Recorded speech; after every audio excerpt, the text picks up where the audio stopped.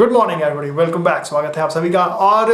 कल हमने आपको बताया था कि बीसीसीआई ने भारतीय टीम का जो स्क्वाड है न्यूजीलैंड और बांग्लादेश की टीम के लिए उसका अनाउंसमेंट किया था। 18 नवंबर से पहले भारतीय न्यूजीलैंड का दौरा करेगी और उसके बाद उन्हें 2 टेस्ट मैचेस और 3 ओडीआई मैचेस बांग्लादेश में खेलने हैं। तो उसके लिए जनाब कल भारतीय टीम के स्क्वाड का अनाउंसमेंट हुआ और सबसे जो सरप्राइजिंग इंसिडेंट हुआ और वो ये था कि पृथ्वी शॉ और रवि बिश्नोई और उनके साथ साथ डीके यानी दिनेश कार्तिक को भी टीम से बाहर का रास्ता दिखा दिया गया था। प्रेस कॉन्फ्रेंस में चेतन शर्मा से सवाल किया गया है और उन्होंने इस पर अपनी क्लैरिफिकेशन दे दी है। पूछा गया कि दिनेश कार्तिक को लेकर के क्या आपकी राय है, दिनेश कार्तिक को टीम में क्यों शामिल नहीं किया गया। इसके अलावा पृथ्वी शॉ पर भी उनसे सवाल किए गए हैं। इस पे जो है वो 2-2 पर जवाब जो है वो चेतन शर्मा देते हुए नजर आए हैं। पहले तो उनसे दिनेश कार्तिक पर सवाल किया गया कि क्यों उन्हें टीम में शामिल नहीं किया गया है। इसका चेतन शर्मा ने सीधे तौर पर यह जवाब दे दिया कि हम उन्हें टीम में शामिल नहीं करना चाहते हैं। देखिए, इनडायरेक्ट वे में ये जवाब आया है चेतन शर्मा का, लेकिन कहीं ना कहीं बैक ऑफ द माइंड जो चीजें चल रही हैं, जो सीधे तौर पर उनका जो स्टेटमेंट है उससे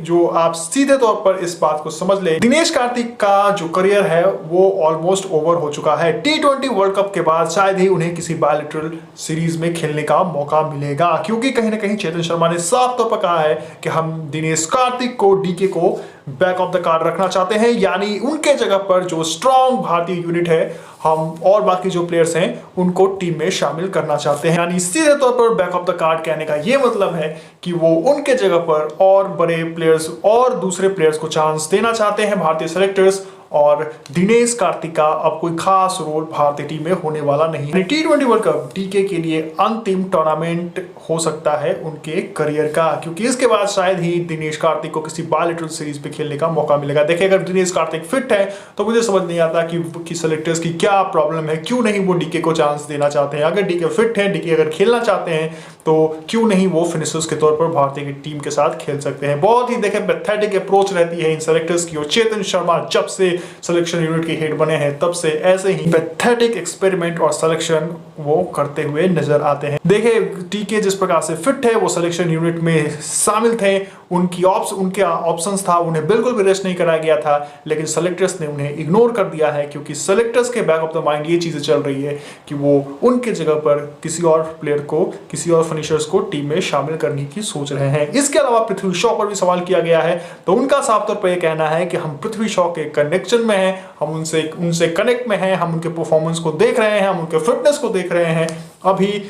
अभी हम उनके टच में हैं, लेकिन अभी पृथ्वी शॉ को और इंतजार करना पड़ेगा। ये भी बहुत ही ज्यादा शॉकिंग जो है वो आंसर था, और वो भी कहीं ना कहीं काफी ज्यादा सरप्राइज किया है सभी क्रिकेटिंग फैंस को, क्योंकि पृथ्वी शॉ का इस टीम में सिलेक्शन बहुत ही ज्यादा इंपॉर्टेंट था, उन्हें तो टीम में रखना ही चाहिए था, लेकिन फिर एक बार फिर सरप्राइज किया है इंडियन सेलेक्टर्स ने, और पृथ्वी शॉ को भी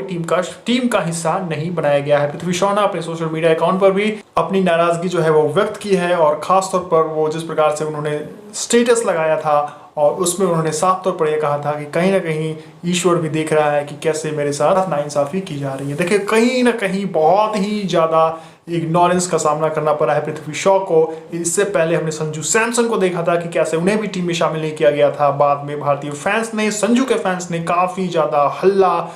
हल्ला मचाया। उसके बाद इंडियन सेलेक्टर्स की आंखें खुली और बाद में फिर उन्हें इंडिया ए का कैप्टन बनाकर भेजा गया था। तो कहीं ना कहीं इसी तरह की पैथेटिक अप्रोच के साथ ये हमारी जो सिलेक्शन यूनिट है वो आपको बहुत सारे फुलिश डिसीजन, बहुत सारे पैथेटिक और गंदी डिसीजन जो है वो लेते हुए नजर आ जाते हैं। आज आपने देखा होगा कि अभी किस प्रकार से पहले मोहम्मद शमी को इग्नोर किया गया, उसके बाद संजू सैमसन को इग्नोर किया गया, अब पृथ्वी शॉ के भी जितने फैंस हैं वो बाहर निकले, डंडे चलाए, हल्ला मचाए, तभी इन सेलेक्टर्स की आंखें खुलेगी और फिर जो है वो पृथ्वी शॉ की और रवि बिश्नोई की टीम में वापसी हो सकती है। इसके अलावा डीके के जितने फैंस हैं इंक्लूडिंग मी, उनके लिए बहुत बुरी खबर है, क्योंकि इंडियन सेलेक्टर्स जो है वो डीके को बिल्कुल भी नहीं चाहते कि वो अब बायलैटरल सीरीज में खेले, और कहीं ना कहीं उनके साथ भी उसी तरह का व्यवहार किया जा रहा है जो एक समय रिद्धिमान शाह के साथ किया जा रहा था। तो कहीं ना कहीं डीके के लिए ये जो टूर्नामेंट है T20 वर्ल्ड कप का, वो उनके करियर का अंतिम टूर्नामेंट हो सकता है, क्योंकि जिस प्रकार की सोच इंडियन सेलेक्टर्स रखते हैं डीके के लिए, वैसे में तो डीके के लिए आने वाले बायलैटरल सीरीज में बहुत ही कम चांसेस है कि उन्हें मौका मिल पाएगा। हालांकि अगर डीके कुछ एक्स्ट्रा ऑर्डिनरी परफॉर्मेंस आने वाले मैचेस में T20 वर्ल्ड कप की टूर्नामेंट में दिखा देते हैं तो शायद आंखें खुले सेलेक्टर्स की। इसके अलावा अगले साल अगर आईपीएल में भी आपने अगर डीके ने अच्छी परफॉर्मेंस दी तो शायद उनकी टीम में वापसी हो सकती है। हालांकि जिस प्रकार की नेगेटिव माइंडसेट के साथ भारतीय सेलेक्टर्स दिख रहे हैं, जिस प्रकार की नेगेटिव सोच है उनकी डीके के लिए, वैसे में तो उनकी टीम में सिलेक्शन होना काफी ज्यादा मुश्किल नजर आ रहा है। इसके अलावा पृथ्वी शॉ पर भी उनकी जो सोच है वो भी कुछ ज्यादा मैच्योर नजर नहीं आती है। बहुत लौटेंगे हम कुछ और इंपॉर्टेंट स्पोर्ट्स अपडेट के साथ। इंडियन सेलेक्टर्स ने अपनी क्लैरिफिकेशन दी है इन सभी प्लेयर्स के खिलाफ और कहीं ना कहीं ये जो क्लैरिटी है काफी ज्यादा सरप्राइजिंग और शॉकिंग नजर आता है। T20 वर्ल्ड कप चल रहा है, इससे जुड़े जितने भी अपडेट्स हैं हम आपको उसे अपडेटेड रखते हैं और इन सभी स्पोर्ट्स और क्रिकेट से अपडेटेड रहने के लिए हम लाइक शेयर सब्सक्राइब जरूर करें और साथ ही साथ अगर आप फेसबुक पर इस वीडियो को देख रहे हैं तो पेज को भी जरूर लाइक करें। Thank you so much for watching, love you all, take care and